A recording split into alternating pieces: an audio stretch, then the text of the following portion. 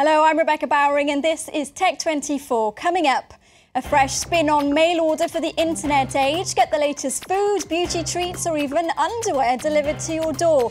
We'll give you the secret to subscription commerce's global success. And satellite navigation while you cycle. Test24 takes a tour of a GPS system for two wheels based on a free editable map of the world. Now, whether you're a film lover, a foodie, obsessed with organic, mad about sport or batty about beauty, then there's a subscription box out there for you. It's a themed, curated bundle of samples sent to your home for as little as €10 per month. Subscription commerce, or subcom, is blooming, with boxes popular both as gifts and for personal voyages of discovery. Let's look at a clip of one of my favourites, Lance the Hapless Knight and the catchily named Man Packs. He could go to the store, but it's never a convenient time to make the trip. He could go online, but going to these sellers is confusing. Lance has no idea what is right for him. Lance just goes to manpacks.com, chooses what essentials are right for him, and checks out.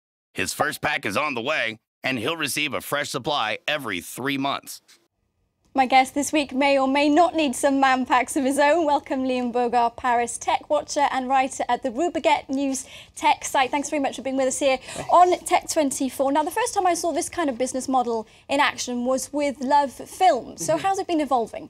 Well, the model hasn't changed much. I always compare it to a modern version of the Fruit of the Month Club, which no one really thought about it, but it was really a big part of discovery and sharing, because you would get more fruit than you could possibly eat by yourself. So you were forced to invite people over. And that idea has sort of been carried over into Web 2.0, where the web part of it and the tech part of it isn't always the focus, but it still has this aspect of social and sharing. And so one of the great things I think is that the model always rests the same: a fixed cost, an aspect of discovery, and usually more bang for your buck. And you've been trying out this particular one here from Gastronomie's Paris-based company. Tell us a little bit about why you like it. Well, one of the reasons I think that the Gastronomie's model works so well is they get very high quality products.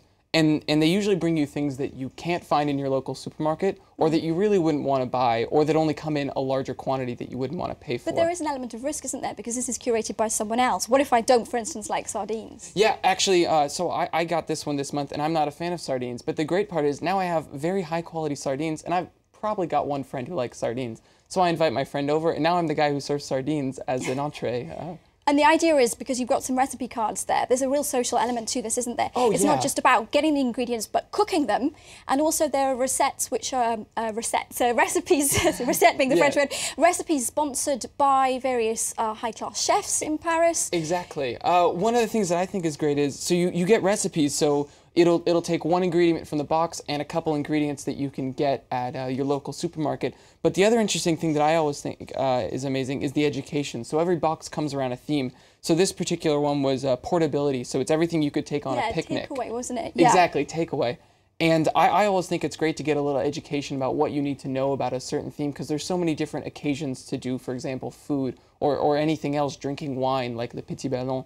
There's so many different occasions and different opportunities and different styles that it's nice to have this aspect of education. So in each one of the Gastronomie's box, they'll give you 5 different papers, and some of them are about the chef who's picked out the mix. Some of them are recipes. Competition, isn't there, that gets people involved, and then you can win a 6-month subscription to Gastronomie's boxes. Talk to us a little bit about the people behind this kind of organisation, because I guess when you're starting out as a startup, the overheads must be minuscule. Well, one of the great things is that most of these launch in the same fashion. So you get one person who has intense domain experience. So here you'll have someone who's worked in produce or who's worked in supermarkets. Because we have to say these are all samples. Exactly, yes. You can see the sizes aren't full size. You're not buying the bulk size. And the idea isn't to buy the bulk size. It's to buy the fun size or the test size. And so you get someone who has an intense experience in the sector, and then you get someone else who I would call a super seller. Someone who's going to take this and figure out a way to make this interesting, figure out who's going to be interested in discovering new food products and go and go out there and find those people. As I was saying before, Le Petit Ballon is another great example. They've had wide success. The growth is, 100% growth month over month, if not more. And the margin is very minimal because one of their co-founders is sommelier. Yes. So he knows all the chateau connections. So he goes and he gets it either for free or for very cheap. Yeah. And then he goes out and he sells it for them, and it works out great for the suppliers, and it works out great for the customers. Sounds like a win-win situation. Thanks for that, Liam. Stay with us. We'll be getting on our bikes in part 2.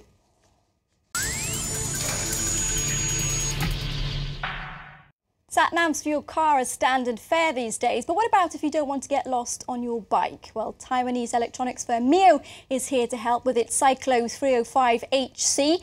The unit clips onto your handlebars and offers turn-by-turn navigation, touchscreen controls, a heart rate monitor and wheel sensors. The battery lasts a good 12 hours per charge. Liam, were the sun to shine on Paris, would you take one of those out for a spin?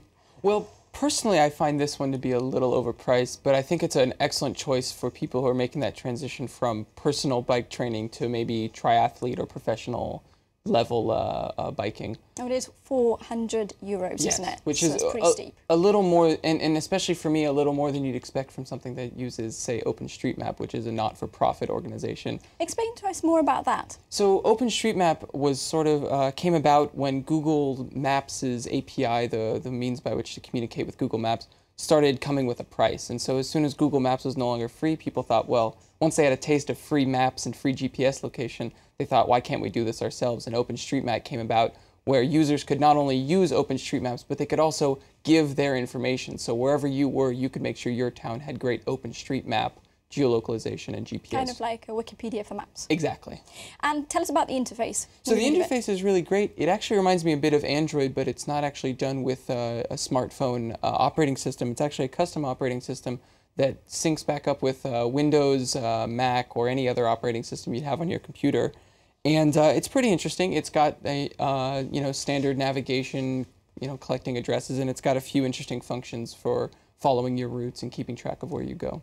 Sticking with our theme of discovering, which we were talking about with the subscription boxes, there's a surprise me feature where you can put in parameters like distance you want to travel or time you want to spend, and it will suggest 3 routes to you. So maybe you can discover something of the countryside that you've never known before. Yeah, it's definitely one of the aspects that I think Web 2.0 offers, is not just the tell me which way I'm going, but tell me which way to go.